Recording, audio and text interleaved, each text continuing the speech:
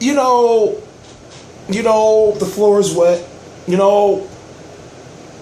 These are fights where my frustration runs high. November the 1st, 2014 is when the fight happened. It's actually November the 2nd, 12:27 a.m. Eastern Standard Time. But what I'm saying to you is, Andrzej with a J Fonfara, 26-3 with 15 KOs, the guy who fought Adonis Stevenson, defeated a guy by the name of Doo-Doo. Doo-Doo. Doo-Doo. Yes, as in poop. As in poo. Fecal matter, feces. Doo-Doo Ngumbu on Showtime. Special edition. My cable bill, and I know I've said it in many videos, is extremely high. I don't watch no goddamn Ray Donovan. Dexter's not coming on anymore. I don't watch Homeland and Kill Brody. I don't get too many Saturday nights off. For example, I got a vicious schedule of I'm not going to be off on a Saturday until around Christmas. Next week, I'm going to be covering Bernard Hopkins, Sergey Kovalev live. A 24-hour cycle where from Friday night till like Sunday morning I will not sleep. So when I look at my cable bill and I see the Showtime package, Showtime Anytime, Showtime Extreme, Showtime Beyond, and I see all those channels and I say, I got Netflix too. And Netflix shows Showtime movies. So this is not disrespect to Fonfara. Andrzej Fonfara, 26-3 with 15 KOs, defeated Doo-Doo Ngumbu today, a couple of hours ago with Showtime Boxing. And what I'm saying is this. At the end of the fight, usually there's an interview with Jim Gray or whoever, and the fighter, usually if it's Showtime, says, "Thank you, Al Haymon." There was no "Thank you, Al Haymon" here, but this was Al Haymon written all over it. And what I'm trying to get you to understand is, well, okay, first, let me do this. Let me say I'm T Street Controversy. This is T Street Controversy Live on a Cover Box. So let me just get Fonfara and Ngumbu out of the way. Fonfara has a high work rate. Fonfara has no upper body movement. Fonfara's power is somewhat suspect. His resume, however, Tommy Karpinski, that's the guy who defeated Chad Dawson most recently. Glenn Johnson, Derek Finley. Derek Finley is like the Marcus Corley of the 168, 175 pound guys. Who else? Of course, Adonis Stevenson, where it looked like maybe he could have won that fight if he worked a little harder and he didn't take so many punches. And it's somebody else I'm missing. I'm missing a couple other names, but long story short, he has a good resume. He's an overall good fighter. In fact, I see maybe him versus Bernard Hopkins, maybe, because we don't know how the Bernard Hopkins Showtime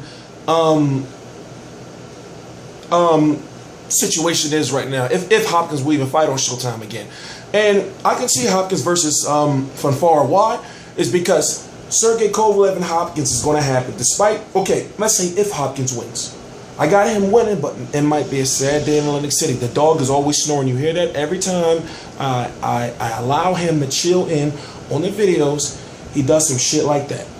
So you got Hopkins taking on Kovalev. If Hopkins wins, Adonis Stevenson is his next target, because remember, he wants to unify and be the undisputed champion at 50 going on 51, if not 51.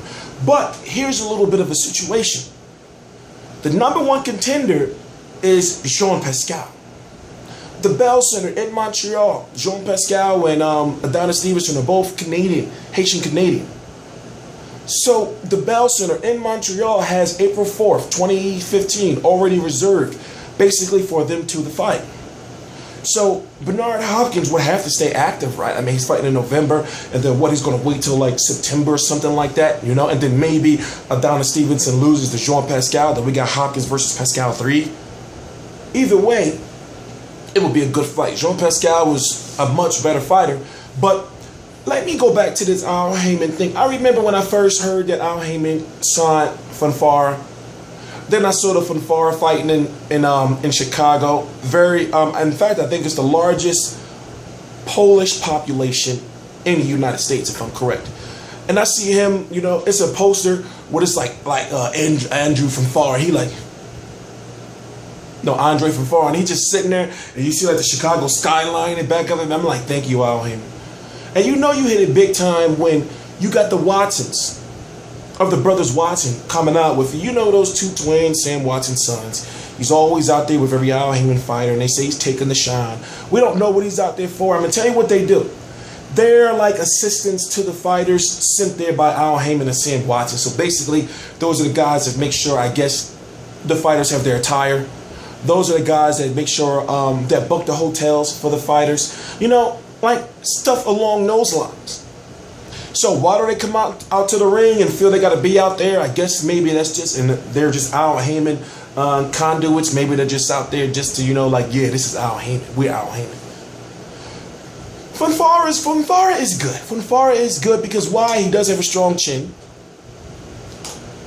And like I said, the work rate is high. But if you can take that away from him, then you have a good chance to win. For example, I see Bernard Hopkins beating him. Why? Because tie him up, frustrate him, and, you know, basically check hooking, pot shot him, you know. So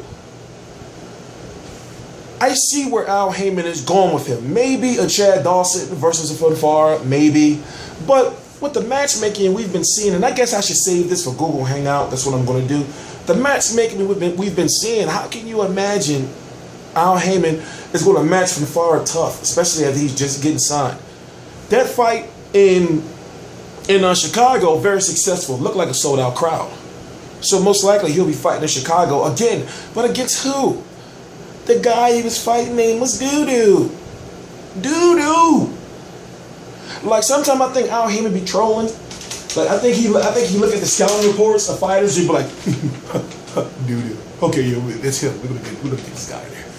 You know, just like when he saw Yoshihiro comic, I said, oh, Yoshi. You know? Like, it's like, where do you get these guys from? The guy he got Adonis Stevenson fighting Sukhatsuki. Where do you get these guys from? He's been calling up guys, and that's what he tells us. Basically, I mean, he don't tell us, obviously he don't tell us shit, but he basically like, well, these guys are ranked. So, except for Rod Salka. No, listen. Rod Salka is a cool dude as a person, but Rod Salka should not have been in there in the ring with Danny Garcia. That's the issues that I'm having. But I'm going to say this for Google Hangout. Listen, Fonfara had a good win. He won. This guy in Ngumbu, he was actually trying to mix it up. You know, but the work rate wasn't there. And then after he got cracked and almost got knocked out, I believe it was in round 6. I don't remember the exact round. He started throwing only one punch at a time. You could tell he started fearing Fonfara. But one thing about Fonfara is, listen, he don't be gassing. Dude does not run out of energy. He'll be throwing the same amount of punches in the 3rd round and the same amount of punches in the 12th round. And that's his strength. And he can take a punch. I'm T-Street Controversy. This is T-Street Controversy Live. I cover every single major fight live, Real Combat Media. You got to forgive me. I'm a little hoarse and, you know, haven't been sleeping too much, living in constant fear, baby on the way, all that sort of thing. So I'm going to say please subscribe. I cover every single major fight live. And the Kameda fights, I'm going to cover that later on. You know, this whole T-Street Controversy, please subscribe. And about an hour after this video, or most likely, well, it's going to be my next upload. I'm doing something called Google Hangout. Google Hangout is a live streaming. I do it after every single major fight on Saturdays.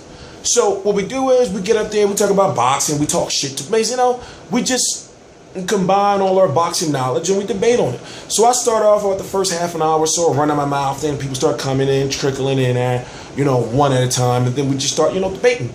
So what I want you to do is, if you want to join in, please subscribe to see all my videos. They're right down below. The link is right below. Oh, by the way, before I forget, I read some comments earlier saying, people say, well, where's the link that you're telling me to click? It's in the description box. Go to the description box. If you're using your Android phone, all you gotta do is go to the YouTube and you click that little down arrow triangle thing, click it, and you're gonna see the link. It's in the book. Real Combat Media.